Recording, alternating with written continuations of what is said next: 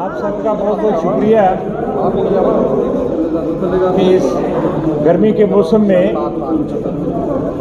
आप लोग आज ये इस प्रेस कॉन्फ्रेंस की कवरेज के लिए तशरीफ़ लाए हैं। दिल से आपका धन्यवाद करते हैं। आज की ये प्रेस कॉन्फ्रेंस बड़ी मुख्तसर है और टू द पॉइंट एक ही इशू पर है कि ये जो डिलिमिटेशन कमीशन ने अपनी रिपोर्ट सरकार को दी है और सरकार ने, यूनियन गवर्नमेंट ने उस रिपोर्ट को प्रेसिडेंट ऑफ इंडिया से अप्रूव करवाने का अप्रूवल लेने के बाद उसको नोटिफाई कर दिया है और इस नोटिफिकेशन के बाद ये रिकमेंडेशन जो है एक फाइनलिटी अचीव कर लेती है। इसके बाद इसको कोर्ट में भी चैलेंज करना हो तो उसका कोई प्रावधान हमारे कॉन्स्टिट्यूशन में नहीं है।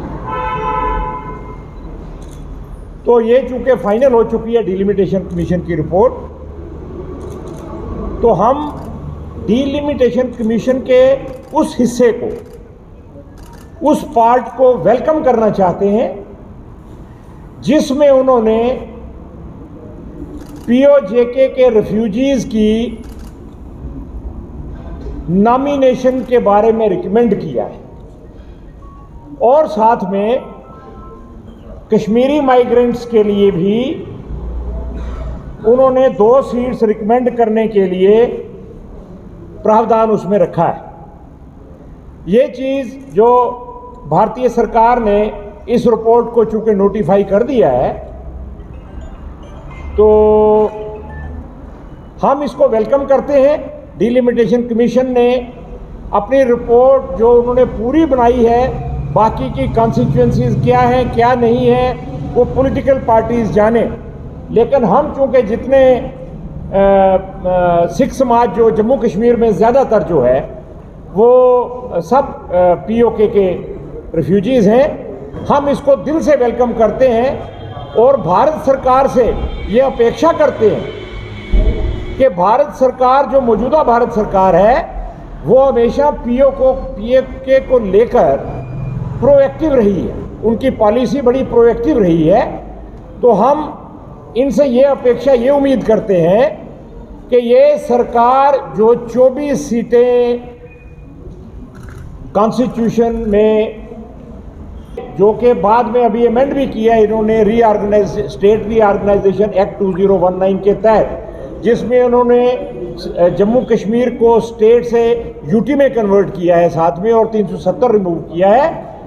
उसी रीऑर्गेनाइजेशन एक्ट में उन्होंने 24 सीटें जो हैं पीओके के खाते में हमारी असेंबली में, जम्मू कश्मीर की असेंबली में रिजर्व रखी हुई हैं। हम ये उम्मीद करते हैं भारतीय सरकार से और ये मांग भी करते हैं पुरजोर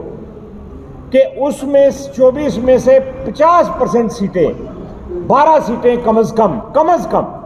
जो है वो डी फ्रीज की जानी चाहिए, ताकि अब जब असेंबली कॉन्स्टिट्यूट हो तो by way of nomination PoJK के रेफ्यूजीज को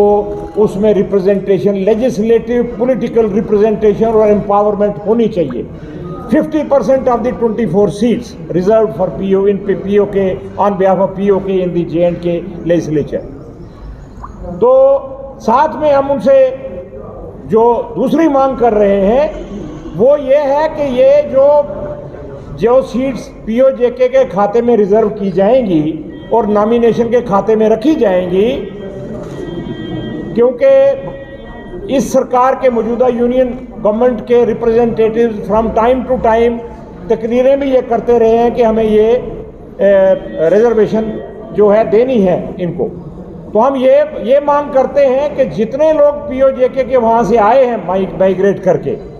उसमें यह देखा जाए कि उसमें किस किस वर्ग से ताल्लुक़ रखने वाले लोगों की परसेंटेज क्या है और किस किस इलाके से हैं। ये ना हो कि एक ही इलाके को सारी रिप्रेजेंटेशन हो और बाकी इलाके जो हैं कि ये सब पीओजेके वो ना हो, उसकी इक्विटेबल डिस्ट्रीब्यूशन होनी चाहिए। आबादी के लिहाज से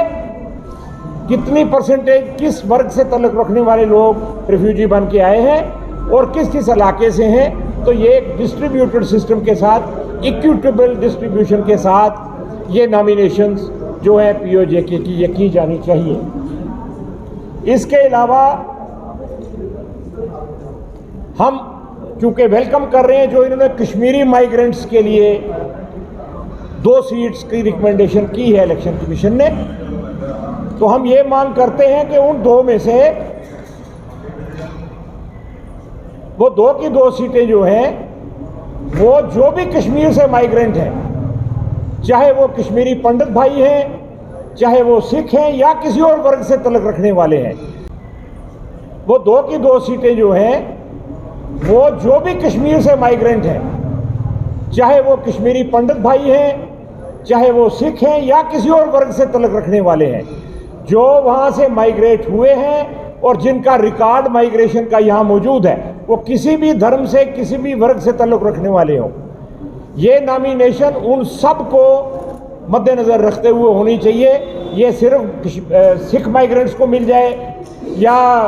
पंडित माइग्रेंट्स को मिल जाए या मुस्लिम माइग्रेंट्स को मिल जाए या पहाड़ी माइग्रेंट्स को मिल जाए, उस तरह की बात नहीं होनी चाहिए। इसकी भी इक्विटेबल डिस्ट्रीब्यूशन होनी चाहिए। और साथ में चूँकि पीओजेके के मसले पे कल संकल्प दिवस जो हो रहा है यहाँ पे, उसके बारे में भी हम इस कोशिश की सराहना करते हैं और ये उम्मीद रखते हैं कि ये सिर्फ संकल्प दिवस और श्रद्धांजलि तक सीमित ना रहे, बल्कि इसका नतीजा ये निकलना चाहिए कि पीओजेके के रेफ्यूजीज़ की परमानेंट सेटलमेंट और पॉलिटिकल एम्पावरमेंट, ये दोनों मसले हल होने चाहिए। और परमानेंट सेटलमेंट कैसे हो कि जो पार्लियामेंट्री कमेटी बनाई गई थी, जिसने यहाँ दौरा करके बड़ी एग्जॉस्टिव एक रिपोर्ट बनाई थी, जिसको रेजोल्यूशन नंबर 183 कहा जाता है पार्लियामेंट्री कमेटी का, उस रेजोल्यूशन के मुताबिक जो रिकमेंडेशंस की गई हैं, चाहे वो मुआवजे की हैं, चाहे वो ज़मीनों की हैं, चाहे वो क्लेम्स रजिस्टर करने की हैं, चाहे पॉलिटिकल रिजर्वेशन की हैं, वो उस रेजोल्यूशन को भी ध्यान में रखा जाना चाहिए। हम यही उम्मीद करते हुए आप सबका के ज़रिए माध्यम से मीडिया आज 4th स्टेट जो है, ये सबसे बड़ा पावरफुल टूल है हमारी डेमोक्रेसी का। हम आपकी मदद चाहते हैं, आपके ज़रिए ये अपील अपनी मांग जो है ये यूनियन गवर्नमेंट तक पहुंचाना चाहते हैं कि हमारी इन मांगों पे हम दर्दाना गौर करते हुए इन पे अमल पैरा हो।